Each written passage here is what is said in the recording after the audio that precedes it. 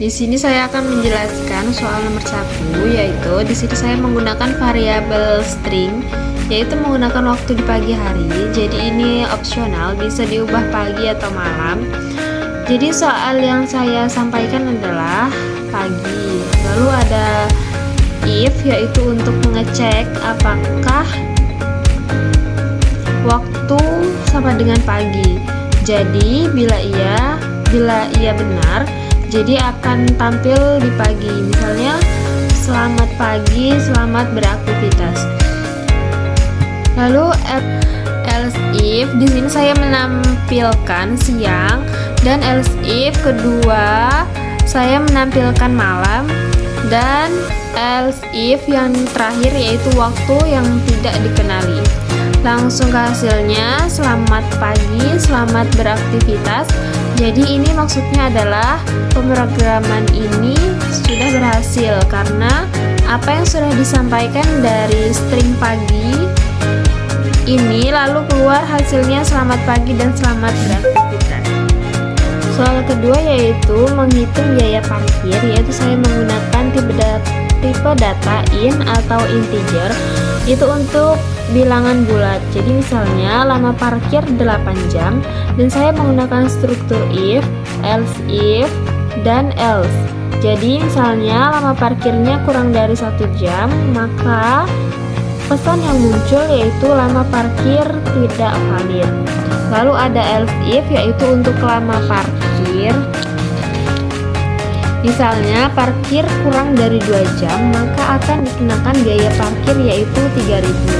Lalu ada else, misalnya lama parkirnya lebih dari 2 jam, misalnya 8 jam, maka penghitungannya yaitu total biaya parkir 3.000 lalu ditambah 8 jam, yaitu lama parkir dan dikurang 2 jam, lalu ditambahkan biaya lama parkir dan hasilnya menjadi 9.000.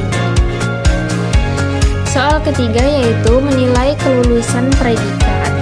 Di sini saya menggunakan tipe data integer, jadi misalnya nilai mahasiswa 89, dan if ini untuk menentukan nilai yang benar atau perintah yang benar.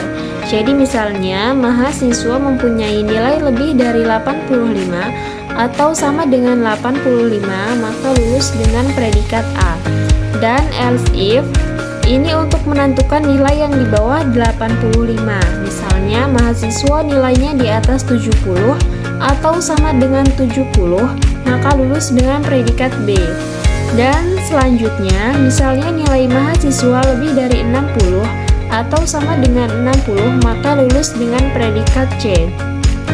Dan else ini untuk menentukan nilai yang salah. Misalnya mahasiswa tersebut nilainya di bawah 60, maka dianggap tidak lulus. Langsung saja hasilnya jadi nilai mahasiswa ini lulus dengan predikat A karena mahasiswa tersebut nilainya lebih dari 85%. Soal keempat yaitu logika, kehadiran dan aktivitas. Di sini juga masih menggunakan tipe data integer, misalnya kehadiran mahasiswa yaitu 89% dan keaktifan mahasiswa 80%. Jadi, if ini untuk kondisi yang benar yang dijalankan pemrograman yang diperintahkan. Misalnya kehadiran mahasiswa 85% dan keaktifitasannya 70%, maka akan hasil baik. Dan else if jika kehadiran mahasiswa 70%, keaktifan mahasiswa 75%, dan hasilnya mencakup. Lalu else, misalnya mahasiswa tidak hadir di bawah 70% dan tidak aktif di bawah 75%, maka perlu perbaikan kehadiran dan keaktifan mahasiswa tersebut.